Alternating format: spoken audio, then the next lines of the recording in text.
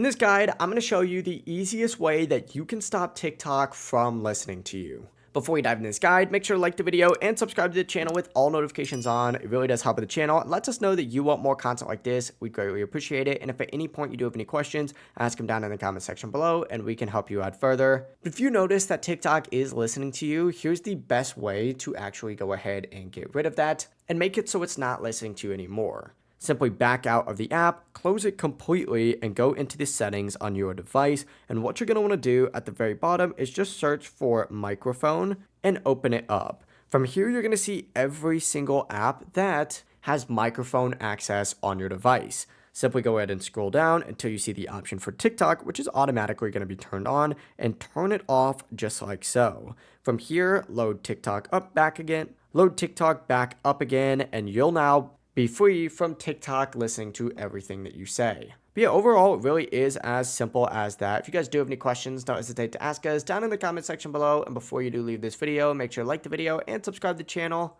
with all notifications on. It really does help with the channel. It lets us know that you want more content like this. We'd greatly appreciate it. Have a great rest of your day. Peace.